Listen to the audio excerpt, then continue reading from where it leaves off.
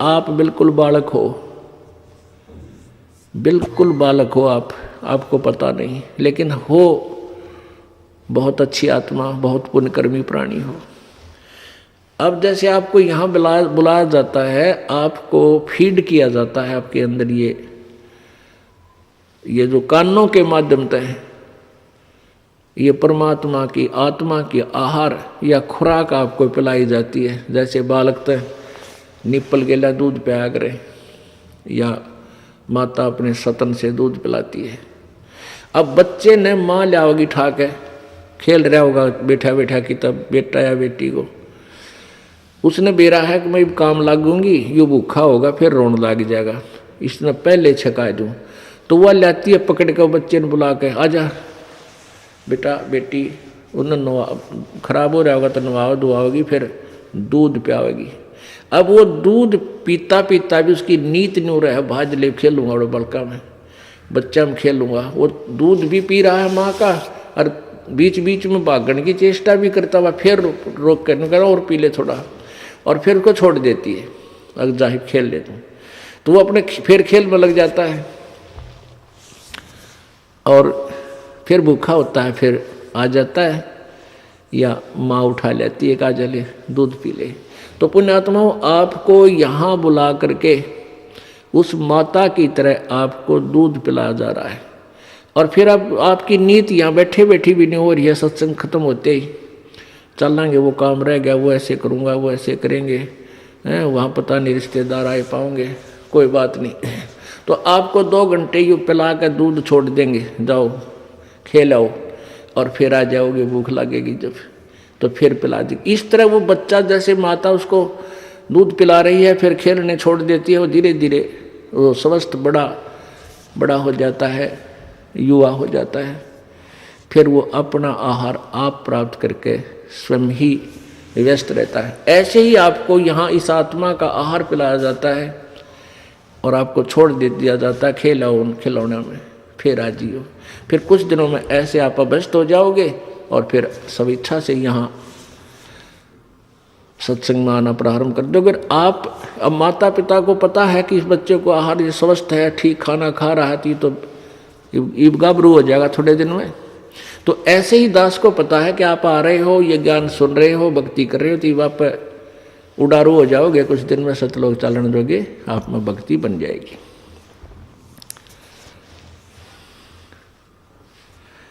अब क्या कहते हैं, ये सौदा फिर ना ही संतो, यो सौदा फिर ना ही। अब क्या बताते हैं, लोहे जैसा ताव जाता काया देश राही, और दुगने तिगने किए चौगने किन्हु मूल गवाही। अब जैसे लोहार कारीगर क्या करता है, लोहे को गर्म करता है, जैसे ही हमने देखी आया करते गाड़े लोहार आया करते थे गाड़ियाँ में, और वो साथ रखा करते अपने सारी वह धोकनी धाकनी भी हरण पहन सा, और उसमें चमटे पलटे ये इस तरह के औजार बनाया करते थे। तो वो उसने लोहे को उसमें दे देते ऐरण में, और एक हाथ से चलाते हो, फूंक सी मार के वो आग तेज जल जाती, लोहा कति गर्म हो जाता, लाल हो जाता लोहा। तो उसको रख के ऐरण पे और गण गेला नो थोड़ा गेला उसको कति चोट मारते जबरदस्त, और फिर उससे वो चमटा पलटा जो भी छालनी छाज बना देते थे। और जरा सा भी वो लोहा ठंडा हो जाता है तो कुछ नहीं होता, चाहे उस पर कितना ही थोड़े मार ले, वो टेढ़ा मेढ़ा हो जाता है, वह चीज नहीं बने जिसके लिए वो गर्म किया गया था। तो पुण्यात्माओं, जब तक आप मानव शरीर है, आपका लोहा गर्म है, ये लोहे जैसा ताव है आपके ऊपर, और जब मृत्यु हो जाएगी तो ये ताव समाप्त हो जाएगा। और ताव समाप्त हो पाछे फिर क्या बनेगा, कुछ नहीं बनना, फिर तक गधे कुत्ते बांगा टेढ़ा मुंह लगेगा आपके। अब ये मनुष्य जीवन रहते रहते इस पर राम नाम की चोट मार ली तो आप वो वस्तु बना लोगे जिसके लिए ये लोहा गर्म किया गया था। आगे परमात्मा कहते हैं, दुगने तिगने किए चौगने किन्हु मूल गवाई। अब जैसे कोई 1-2 लाख रुपया लेकर किसी दूर देश शहर में चला गया और वो गया था वहां कुछ सौदा खरीद के उसको दुगना तिगना करूं, बेचूं, फिर खरीदूं, फिर बेचूं। तो उनमें से जो उस सौदे का सदुपयोग करा, उस पैसे का मूलधन का, जो 2 लाख रुपये लेके गया था, सौदा खरीदा, कुछ कड़क खरीदी या कुछ और वस्तु पदार्थ खरीदा, फिर बेच दिया, फिर खरीदा, फिर बेच दिया, या यहाँ ले आया, यहाँ से बेच कर फिर चला गया, तो उसने तो अपने मूल पैसे के दुगने तिगने कर लिए। और जिसने उस मूल पैसे में थे, उस मूल धन से गुट्टी लाई, कमरा ले लिया किराए पर, सिनेमे देखे, ठाठ करे, ताश खेले, बकवाद गढ़ी, और उस मूल धन को ही खर्च कर मुंह लटका के वापस आ गया। अब वो 2 कर्जा हो गया उसके ऊपर, वो मजदूर बनेगा किसका? जिससे वो पैसे लेकर गया था। तो पुण्यात्माओं, परमात्मा कहते हैं जो पुण्यात्मा हैं, भक्ति करते हैं परम संत की, देखो प्रत्येक ग्रंथ ने एक का संकेत किया है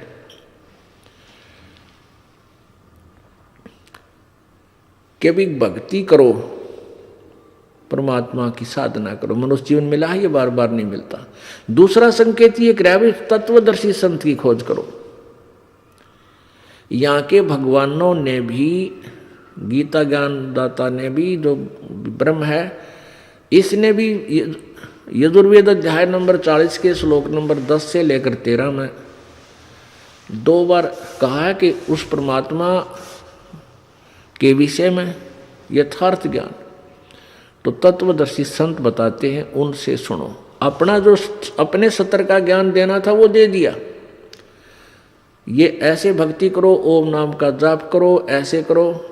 फिर कहता है यदि उस परमात्मा की शरण में जाना है, पूर्ण ब्रह्म की में, उसकी भक्ति करने से पूर्ण मोक्ष होगा, तो उसके लिए तत्वदर्शी संतों की खोज करो। तो पुण्यात्मा, अपने परमेश्वर की वाणी, सच्चिदानंद घन की वाणी भी यही कहती है। कहते हैं कोट ग्रंथ का यही अर्थ है, करो साध सत्संग रे। करोड़ ग्रंथों का एक का अर्थ है तत्वदर्शी संत का संग करो, उनके पास जाओ। उनके पास जाने के बाद फिर आपके सारे रास्ते खुल जाएंगे, सब मार्ग मिल जाएगा। तो पहले उस तत्वदर्शी संत के पास जाकर के यथार्थ भक्ति ले करके और फिर राम नाम का रट्टा ला दे या मजदूरी कर। तो उसके लिए बताते हैं कि दुगने तिगने लोहे जैसा ताव जात है काया दे सराही, और दुगने तिगने किए चौगने किन्हों मूल गवाही। ये लोहे जैसा ताव जाता है, आपका मनुष्य शरीर समाप्त होते ही ये लोहे वाला ताव ठंडा हो गया, फिर कुछ नहीं बनेगा। इसके रहते रहते आपने करना है। और फिर दुगने तिगने करे चौगने किन्हों मूल गवाही। जिन पुण्यात्माओं को ये भक्ति मार्ग मिल गया, फिर डट के धर्म दान भक्ति सेवा सिमरण कर रहे हैं, उन्होंने तो कर लिए दुगने तिगने और चौगने। और जो गड़े बकवाद घुटी लावें, चाहे उनके पास कितना धन है, चाहे वो कितनी अच्छी पोस्ट प्राप्त है, वो अपना मूल धन खर्च रहे हैं, वो बिजनेस नहीं कर रहे, उससे सौदा नहीं कर रहे मालिक का जो करना चाहिए था। तो वो तो अपना मूल धन नष्ट कर रहे हैं और आप दुगने तिगने चौगुना धन का इकट्ठा कर रहे हो राम नाम का।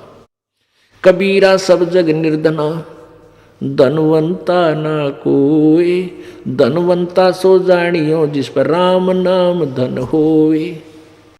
अब परमात्मा क्या कह रहे हैं, ये सौदा फिरना ही संतो, यो सौदा फिरना ही। और लोहे जैसा ताव जाते काया देश राही, लोहे जैसा ताव जाते काया देश राही। और दुगने तिगने करे चौगने किन्हों, कहते हैं 3 लोक और भवन चतुर्दश सब जग सौदे आही, और दुगने तिगने किए चौगने किन्हों मूल गवाई। जैसे कोई देवता बना है तो वो भी अपने, उसने भी सौदा किया है। तीनों लोकों में जो भी जैसा जहाँ जिसको व्यवस्था मिली है वो सब अपने अपने सौदा ही कर रहे हैं, और जिनको सत्मार्ग नहीं मिला वो अपना मूल नष्ट कर रहे हैं, मूल धन को बर्बाद कर रहे हैं। फिर क्या बताते हैं, ये दम टूटे पिंडा फूटे हो लेखा दरगाह माही, और उस दरगाह में मार पड़ेगी तेरी जम पकड़ेंगे बाही। ये पिंड फूटेगा, शरीर नष्ट हो जाएगा, ये दम टूटे, ये सांस खत्म होंगे, इस शरीर को फूंक डालेंगे, और फिर हो लेखा दरगाह माही, फिर उस दरगाह में मार पड़ेगी तेरी जम पकड़ेंगे बाही। वह दिन की मोह लज्जा डरनी लग गए, लज्जा रह के नहीं। अब परमात्मा कह रहे हैं कि इतना डरना चाहिए भाई, उस दिन क्या होगा, ये भगवान यहाँ से जावांगे संसार छोड़ के, वहाँ ना भाई साथ होगा, ना माँ साथ होगी, ना बेटा ना बेटी, ना कार ना कोठी, ना कोई मंत्री आपका दोस्त है वो भी साथ नहीं होगा। वहाँ तो एक लेने हिसाब देना पड़ेगा, कति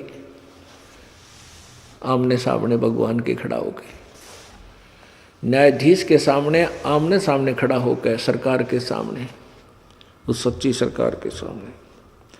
तो वहाँ बताते हैं कि वह दिन की मोह डरनी लागे, लज्जा रह के नाई, भक्ति करते रहो, कोई बाधा ना पड़े। कहते हैं इतना डर के भक्ति करो भगवान, उस दिन कहीं कोई उक चुक रह जाए, वहाँ पिटाई हुआ है। फिर क्या बताते हैं, नर नारायण देही पातू फेर 84 जाही। नर नारायण यानी मनुष्य रूप, मनुष्य जीवन परमात्मा तुल्य तुझे दिया है, परमात्मा ने अपना ही स्वरूप तुझे दिया हुआ है। जैसे पवित्र बाइबल के उत्पत्ति ग्रंथ में लिखा है कि छठे दिन भगवान ने मनुष्यों की उत्पत्ति की। भगवान ने कहा कि हम मनुष्य को अपने स्वरूप में उत्पन्न करेंगे। तो मनुष्य भी अपने जैसा है। अपने सदग्रंथ में लिखा है, कबीर परमेश्वर की वाणी में, गरीबदास जी की वाणी में लिखा है कि जो परमात्मा को देखा उन्होंने कि हमरे ही उनिहार है हमारा सृजनहार, हमारा भगवान हमारे जैसी शकल का है, हमारी उनिहार है, हमरे ही उनिहार है हमारा सृजनहार, हमारा भगवान मनुष्य जैसा ही है।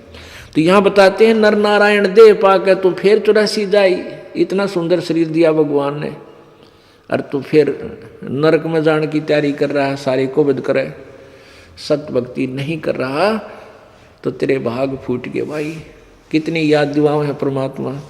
नर नारायण दे ही पाके तो फिर 84 जाही, और जा सतगुरु की मैं बलिहारी, जो जा मन मरण मिटाई। अब देखो बात वहीं आ जाती घुमा फिरा के कि भी उस सतगुरु की मैं बलिहारी, उस संत की जो जन्म और मृत्यु से छुटकारा दिलवा दे, उस पे कुर्बान जाऊं। बाकी तो संत हैं, गुरु हैं बतेरे, कोई ब्रह्मा विष्णु महेश तक का मार्गदर्शन कर रहा है, कोई ब्रह्म तक की जानता है। इनसे जन्म मृत्यु कभी नष्ट नहीं हो सकती, और जन्म मृत्यु नष्ट नहीं होगी तो हमारा पूर्ण मोक्ष परम शांति नहीं हो सकती। तो उसके लिए क्या बताते हैं कि जा सतगुरु की मैं बलिहारी, जो जामन मरण मिटाई, जो जन्म मृत्यु के इस रोग को समाप्त कर दे, उस सतगुरु पर मैं कुर्बान जाऊं। यानी उसके ऊपर आसक्त हो जाओ, उसकी प्रत्येक मर्यादा में रहते हुए उसके द्वारा बताए गए भक्ति मार्ग को सफल करो। जब तेरी मृत्यु हो जाएगी उसके बाद क्या होगा जो भक्ति नहीं करते। वैसे तो मृत्यु तो जो भक्ति करते उनकी भी होगी और ना करते उनकी भी होगी, तो समय निर्धारित सभी ने जाना, यानी कोई रहा ना रहे। तो इस बात को मद्देनजर रखकर हमने और घनी भक्ति करनी चाहिए कि शरीर तो जागा, 100% जाओगा, और जाओगा तो ये जो हम जिसके ऊपर हम आसक्त हुए बैठे हैं, बेटा बेटी कार कोठी, ये भी ना रहे अपनी, ये तो यहीं रह जाएंगी। आपने खूब बेरा है। परमात्मा कहते हैं इस बात ने सब जाना है कौन सी डूबने की है कौन सी तैरने की, पर ख्यास नहीं करते। तो सत्संग में आकर या ख्यास कराई जाती है, आपके हृदय को इस तरह से साफ वास किया जाता है कि आप में यह जगह बनी रहे ख्यास करण की। ये सारा कुछ इतना को ताम जाम जोड़ के आपको ख्यास कराने के लिए, इसमें लगन लगाने के लिए, इसके ऊपर गौर कराने के लिए ये सारा कुछ आपको उदाहरण ज्ञान कथा सत्संग सुनाए जा रहे। अब क्या बताते हैं कि एक दिन तो यहां से हमने जाना पड़ेगा, और जाना पड़ेगा तो क्यों ना हम उस स्थान पर चलें जहां से जाने के बाद फिर आना नहीं पड़ेगा। क्या बताते हैं, आगे गए ना बावड़े रहते भी सब जाई, बिन साहिब की बंदगी की ठोर ठिकाना नहीं।